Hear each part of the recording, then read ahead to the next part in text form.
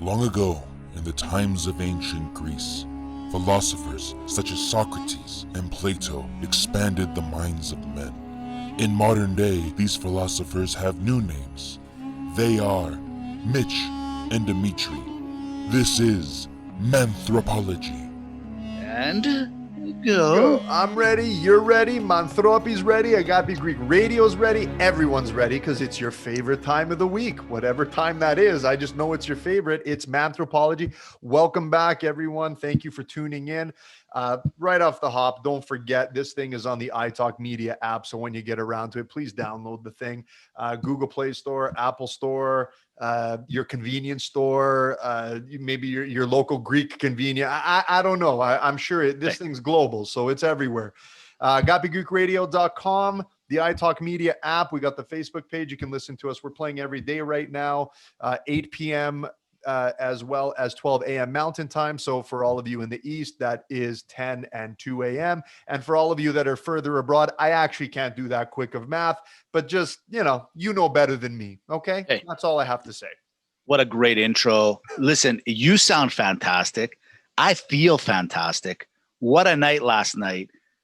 Yesterday, it was I think it's the 15th or 15th annual. It didn't actually say on the poster, but 13th. It was the 13th annual Hellenic Greek Poker Tournament. Every year, you, me, all our buddies here in Calgary and across Canada, to be quite honest, we get excited. This is the greatest, I would say, charity event that we put on through the year. It's so much fun. All our friends show up. We have a great time. Usually there's a dinner, then there's drinks, and then the kalaburi is, nonstop. And then at the end, there is actually a winner. Takes a few hours. Because of COVID, we had to redo it, and a huge thank you goes out to obviously the Greek community, but more importantly the Alphanis family for putting together an amazing event despite the fact that we couldn't see each other. Absolutely great marketing. The site was great. We had a great time, and the only thing that was lacking, and it had nothing to do with them, was we just couldn't see our buddies. But well done. I'm pretty sure they made a couple of bucks again, and just a great charity. It was done in honor of Vic Alphanis, who started this, his brainchild, and has morphed it into such an amazing event. And look, maybe I came fifth place. Yeah, sure, I had a bigger run. But I do it for you guys. I do it for the Manthropi. That's what it's all about, man. How'd you do? How was your night? Did you enjoy it as much as I did? Look, I thoroughly enjoyed it. You said everything, Mitch. You know what? I would challenge all communities across the country here, really all Greek, communities across the globe that are listening to this. The poker tournament is a big success, especially for us here. Draws a lot of people together. What I loved about it, this year is different because, as you say, it's online. But what I loved is it's almost like the Super Bowl for the Greek community. Inadvertently, it was done in between Pro Bowl and NFC and AFC championship games, which I think probably Vic definitely had a hand in. But what I love is it was that time where, for those that don't go to all the community events, for those that maybe don't come to church, it was a really big coming together. What I really loved is the amount of people that showed up online for this poker tournament was just as big, if not in some cases a little bit more than those that showed up in person. Big success. Vic Elephantis, who is someone in our community who, as you said, Mitch, I spearheaded it, along with back in the day yourself and a couple others in our community. And I'm glad that that it was able to be carried on. So yes, thank you to the Elephantis family, all the sponsors, all the players. Mitch, you know what? It burns me to see you do well, but then it also makes me happy to see you do well. We'll get into that. Get into that a little bit, but yeah, it was a lot of fun. It was a big success. Some of the proceeds are going towards the Scleroderma Foundation. That was subsequently, or unfortunately, what Mr. Elephantis there had passed away from. Other portions, if I'm not mistaken, do go back to the community as well, just to really help out wherever those funds can. But it also brings up, in a weird way, Mitch, it also brings up a little bit of a debate that we'll touch on in a second. We're going to talk about that debate that things of this nature and community events come in. We're also going to talk about GameStop today, and really just not specifically GameStop, but what's going on in the financial markets. We got some of our favorites, the Quick Pick Six, the Maga Malaka. we also got Koutsompolio corner because, hey, it's not our fault. We're Eh, cleaner than preacher sheets. Okay. that's right. It's not our fault, but things cross the plate and we want to talk about it. And of course the Manthro mailbag, because the things up to here, Mitch, we can't absolutely keep up. So And we have a quick little segment as well. It's new. It's Greek centric. It's called Lipon. And it's the real, in all honesty, every time I go to Elada, I love it when, you're talking to your cousin or a Theo or anybody, and they just start their sentence, Lipon, let's get started. Let's start talking. I think it's the funniest and best way to start a conversation. But with that being said, yeah, Dimitri, let's get into that topic. So the poker charity tournament over the last 13 years has been an absolute success. Like there's usually 100 people that attend this. Thousands of dollars are raised, and some of the money goes to the charity, as you mentioned, the scleroderma, and then the other goes to the community. However, as I was on council for a couple of years, I didn't really. I guess I was a little naive prior about some of the situations, but there's a lot of people that don't like the idea of charity collecting money from a poker tournament. So, for example, it's with poker being a gambling situation, it's cards, it's I'm sure you all know what poker is. Some people in our community did not like the idea that the money being raised comes from proceeds like that. Also, there's also drinking at that event, obviously. What are your thoughts on money coming from poker or a gambling, let's call it a gambling institute, to be given to the church in return? What are your thoughts on that? I'm kind of curious. you know, I'm okay with it.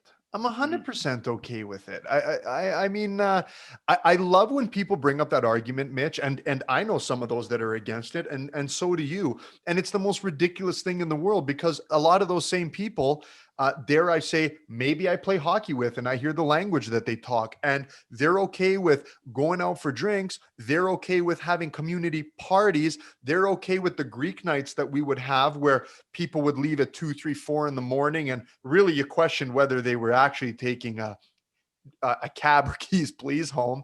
These are Yeah. the same people. It's funny. I just find that people need to be so cavalier. They have to be so just in certain places, but they never check themselves about the hypocrisy on the back end.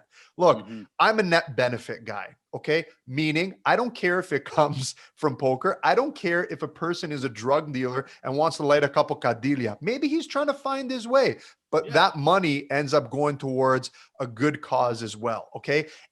Other side I equate it to. You tell me a charity that would not take funds, and think of it this way. Let me change someone's thinking on this. If, let's say, a drug dealer is willing to give someone $1 million, Hmm. you can clean that money, not money laundering, but I'm saying take that $1 million that is coming from bad stuff and put it to good stuff. You know, Yeah, and that's kind of the big debate. It's like it's coming from bad things. So why, and a lot of people are like, well, it's coming from bad, so we shouldn't accept it. But here's the thing that I find, and I do use Calgary, obviously, because we live here. I've been here all my life. So it's hard for me to see exactly what's going on in other communities across the world. But here in Alberta and across Canada, we do have VLTs, and a lot of them have been established inside of our bars and restaurants now. And so that as well has obviously lined the pockets of our families. Some families have as many as 40 VLTs, some have as little as 3.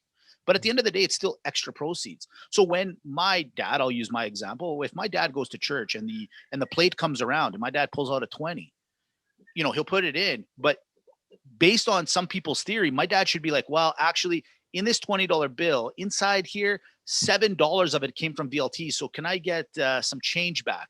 The reality is this is real. And I'm not trying to change anybody's minds. I get it. And for respect to those that are against it, they don't play in it. So I respect that.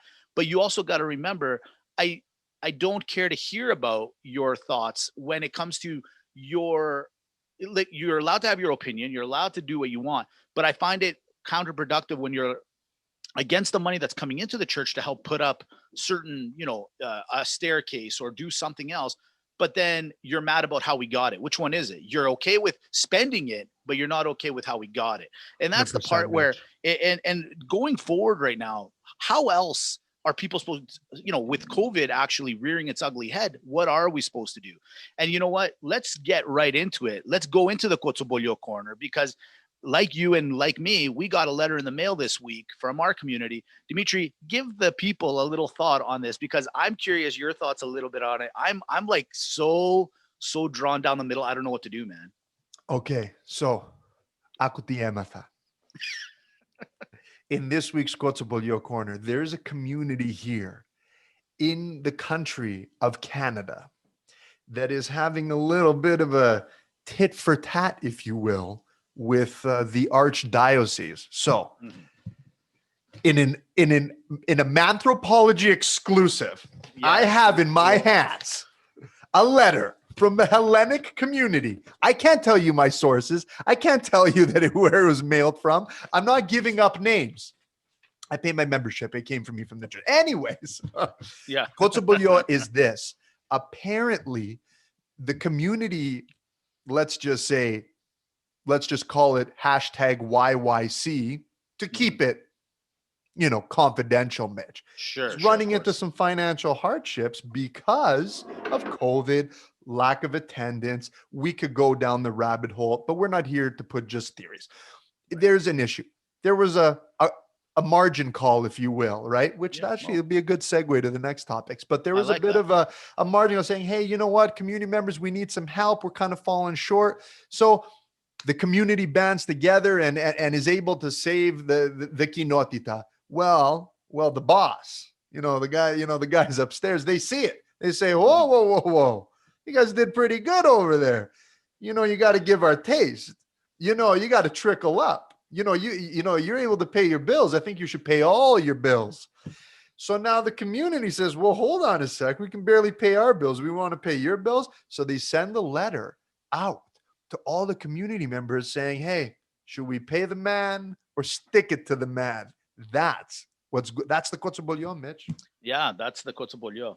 What are your thoughts on it? Do you want to give your insight on it, or? Absolutely. Are you crazy? What an I don't know. Maybe you don't want to. I don't know. Okay, go ahead. Yeah. Go ahead. The platform is yours, sir. Yeah. This show will blow up the internet because it's community related. I feel there's somebody's going to blow up something. It might not be the internet. Yeah. Could be your car. Look, for all for everyone, for every community like for every one of it's everywhere. I think it's already happened in a lot. I think it's gonna happen to a lot, and it's waiting and so on. Here's my take on it.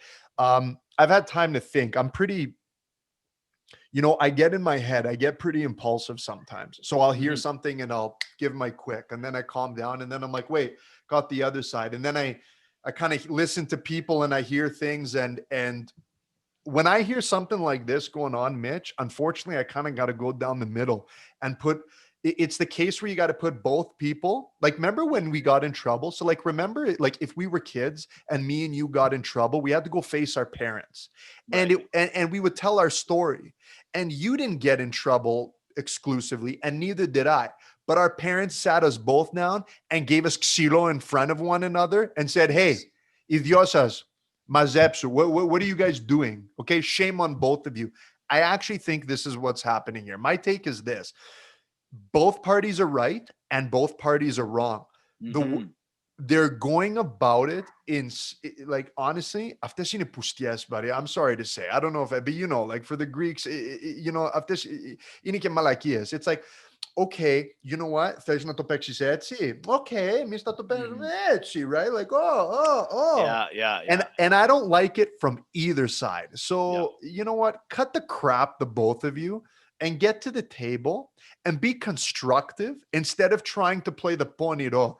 What I didn't like about the letter, again, I don't know what community it's from, Mitch, but here's what I didn't like about the letter. Yeah. What I didn't like about the letter is that the people that wrote the letter at the same time used things to promote their case that they were blasting in the past. So there's a couple things in this letter where it's like, hey, they were against those things, and then they used it to play what I like to call the kakomiri card. Okay. The kakomiri card, just to use it in our rhetoric. On the other side of the coin, I don't like it when people play Mr. Philanthropy. I don't like it when people play holier than thou and then just try to stick it in for the money. Right. That's my take on it, Mitch. They both deserve xilo. They both should sit down and be like, hey, There's a better way. Enough with the division, because all this reminds me of is what just happened in America. Is that for Yeah, the yeah. greater good of the nation, two sides can't come together at their own expense to say, hey, let's put a couple things aside. What do we really want to achieve together? That's my problem. You know what? Well said, sir. I think I'm just gonna say this is that I couldn't agree more with what you said. I'm disappointed. As I read the letter and I read it over, I would say at least 10 times, if not more. And I didn't like the way it was constructed either. I got to be honest. It did feel like it was being pushed from one way or the other. However, here's the problem that I have. It's not so much that they don't, it's at the end of the day, we still owe the lifta to the bishop, right? The bishop's going, guys, last year was an anomaly. We didn't collect from anyone. However, technically, you guys are still in arrears. If I have a condo and you have a condo assessment, you can get mad and you can yell at your, at the pro, the team that watches over the condo and say, no, don't start that project today. I don't have the money. You can push it off, but eventually you got to pay it. I do like the fact that they use the Constitution the way it should be used, going, we can't give you the full amount. We can give you this amount. And hey, community, if you guys are cool with it, let's pay this amount. I'm okay with the final answer that came out of this, or the final resolution of, if we're going to give some money, this is how much we're going to give. But here's what I'm a little, and maybe I'm thinking about it too far down. What really worries me, and we brought this up a couple of times on other podcasts, is if would this letter, let me ask you this, would this letter have gone out in a Muslim community? Would this letter have gone out in a Jewish community? And the answer, I truly believe, is no. I think when it comes to a question of lifta, when it comes to God, why are we all so taken back by going, whoa, we got to give lifta? But I'm pretty sure Muslims and a lot of the Jewish community around, they don't even question it. They're like, how much does the ecclesia need? Boom, pay it. I find that that's the one thing that is driving our community down, is like, we're using lifta now, you guys, as a way to like get out of paying to help push the word of God, or our Christianity, our orthodoxy. This is why I think the numbers have been dropping across the world when it comes to outside of huge events like, like, pardon me, like Decapende, Augusto, all that. People are going to go. Christmas, they're going to go. Easter, they're going to go. But every other day of the week, they're not as busy. And I do wonder, and when we start pointing fingers going, look, they want the lifta, shame on both sides. I'm with you. I don't think that either party in this case is being fair, but I also don't think that we're going about this the right way. So I'll leave it at that. I agree 100% with what you said. It's somewhere down the middle is the answer. But guys, like, let's help you. Let's become a better community. Like, it really took me back, man, when I saw it. I got to be honest with you.